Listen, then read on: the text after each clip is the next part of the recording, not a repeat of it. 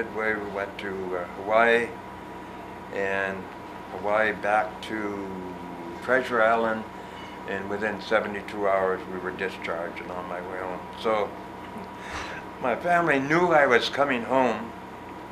In those days, the Del Monte Special stopped right where the post-grad school is. That was one of the little depots. And then from there they went on to the, well, like we call the New Wharf. And that was where the station was. Well, I went to get off in Del Monte Avenue, and my sister, one of my sisters was there and said, "You can't get off here." I said, "What do you mean I can't get off here? It's a lot closer than going all the way into town." "You can't get off here." I said, "I'm getting off." "No, you're not. There's a big crowd of people waiting for you in Monterey." So I said, okay. So we went the rest of the distance, a mile, whatever. And there was the pastor of the church that I had gone to, and family and friends. Big hurrah. And we went on home, and that was the end of my military career. Sounds pretty exciting, you know. Randy, how many siblings do you have? How many sisters and brothers in your family? I don't have any brothers. No.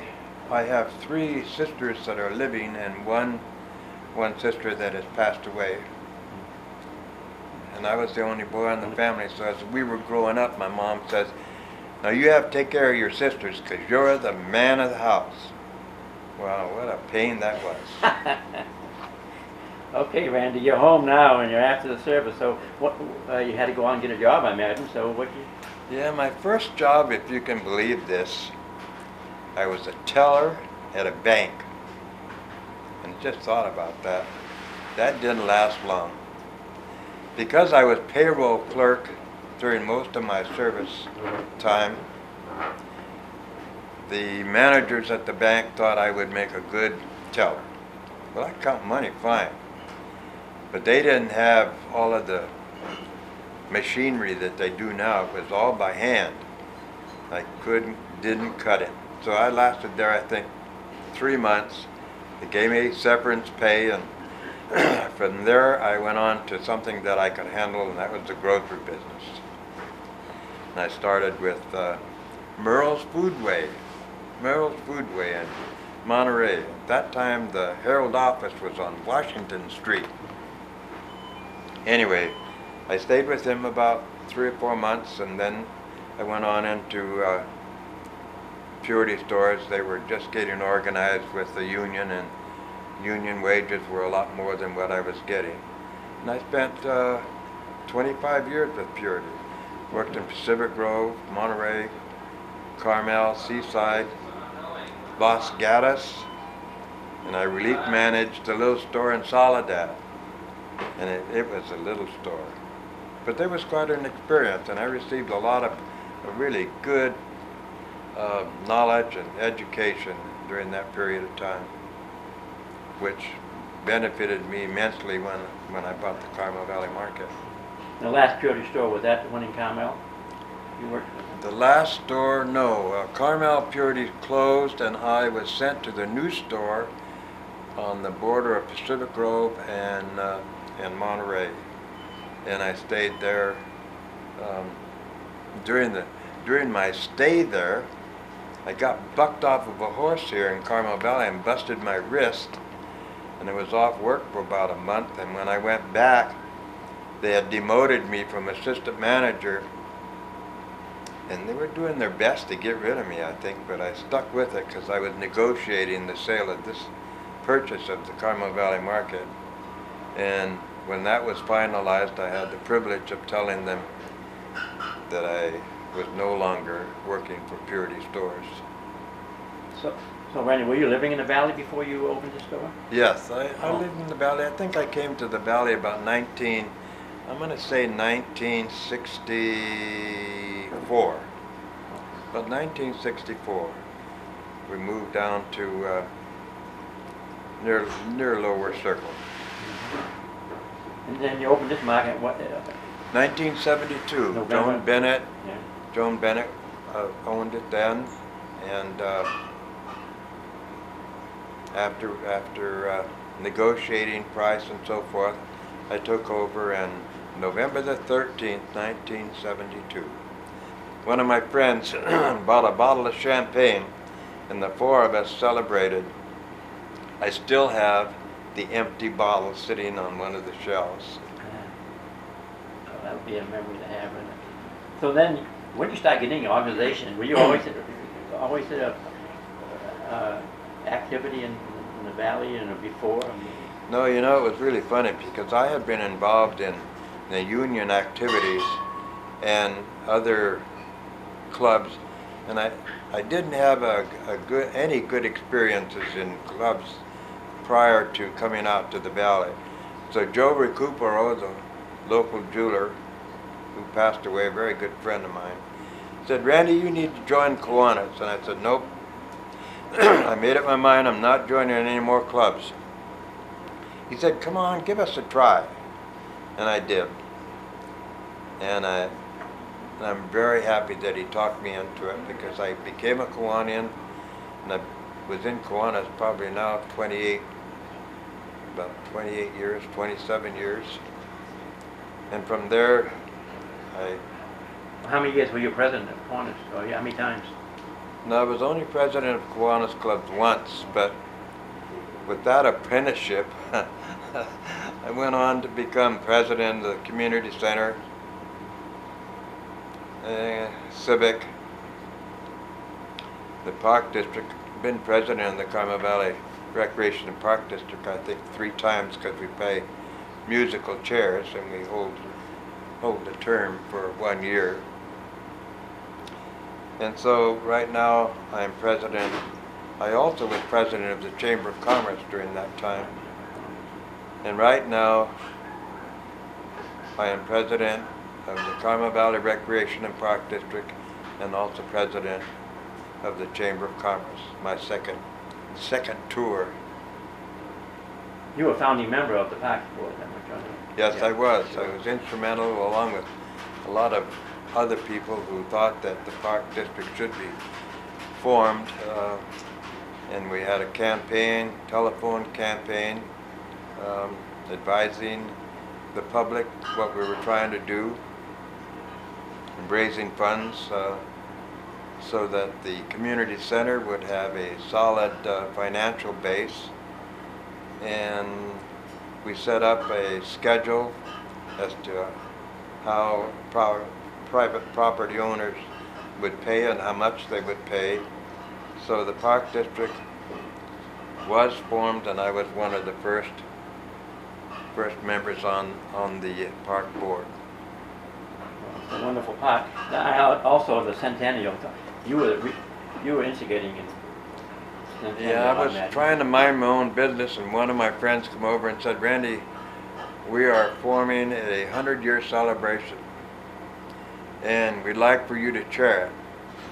Well, the gentleman that had talked to Stu Clough, and Stu was a really active member in the Historical Society at that particular time, and they talked me into it, and that was quite an exciting period of time.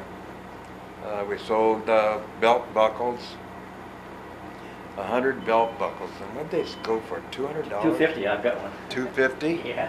Yeah, and they honored me with the second belt buckle, and they auctioned off the first one.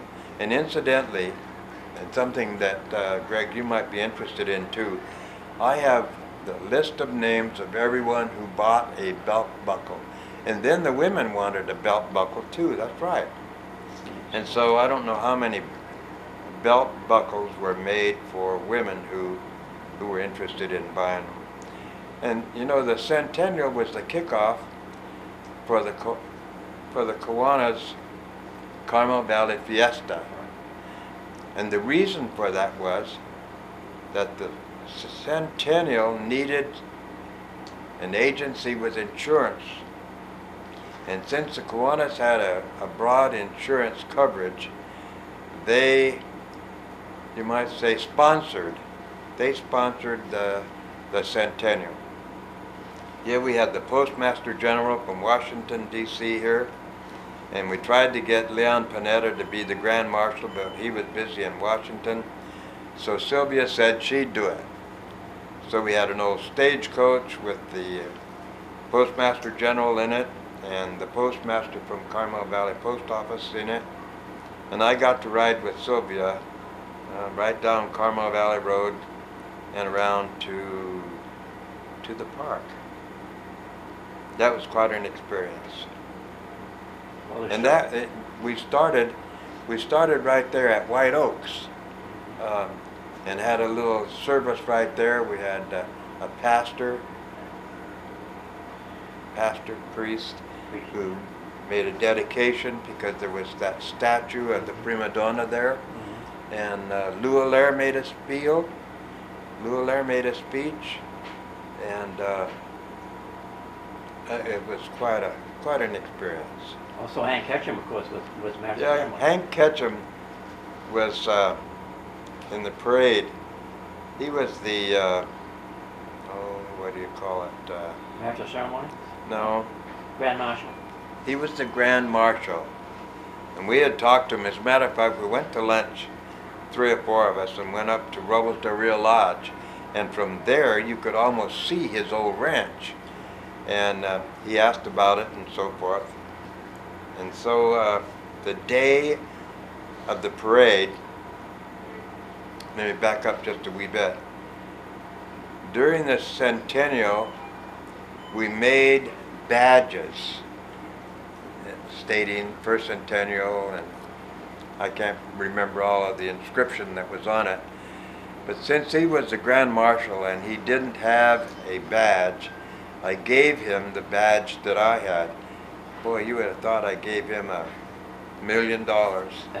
He was really very grateful. And then he made posters. Well, you have, the Historical Society has posters of that he had made for us. And that was really neat. And he signed the T-shirts for us too. Yeah, and T-shirts. He allowed us to print and use that old logo. It was quite a time. We all enjoyed ourselves very much. That was my our first year joining the society. It was quite exciting. We were thrown into with Stu, Clough, and Sandy, who did, like I say, did an awful lot of work on the historical end of it. Yeah. In the newspapers, we still have them. Quite a few of the newspapers, of the centennial newspapers. Uh-huh. Yeah. Then, Randy, Rippling River is something that also we left out here. You've been putting Christmas, Thanksgiving dinners there for years. Yeah, I think Chrissy, we all know Chrissy that wheels around in her Cadillac. It's not a Cadillac, but it's a wheelchair that's motorized. She tells me it's about 23 or 24 years that we've put on that Thanksgiving dinner, and we hold it the day before Thanksgiving.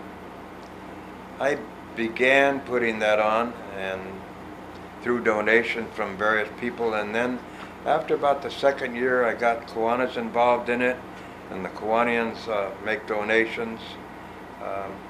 Turkeys, 2 or 3 turkeys come prepared, cooked, 5-pound hams, mashed potatoes, gravy. I make the gravy over at Rippling River, and canned yams, all kinds of dessert, salads, and we fed up to 65 people.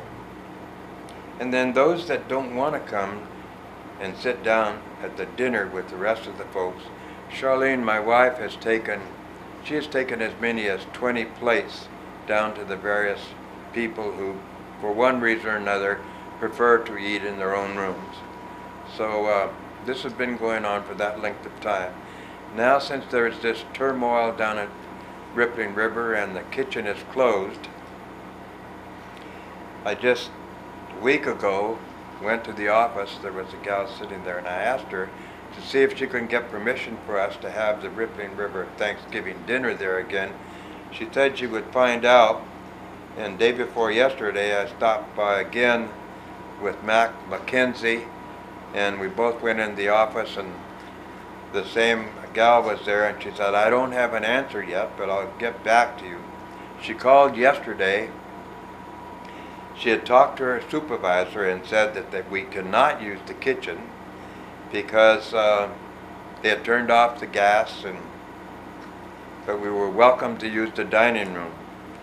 So then in talking to one of the gals yesterday that lives there, she said, Randy, we can use the craft room because the craft room has a stove, and come to think of it, that's the first place that we had the Thanksgiving dinner. So instead of using the dining room this year, I'm pretty sure that we'll be using the craft room because the facilities, stove and so forth that we need is in there, and that's what we'll do. That's where we'll hold it. That's great. You're quite a person. Randy, what do you see for the future of Carmel Valley? Well, Nick Lombardo, you hear what he has planned about low-income housing? Right. I attended a workshop at his place about 2 weeks ago. Peter Coakley and I were invited, and the concept really sounds like it will benefit people with low income. There will be a certain percentage of the houses that will be allocated to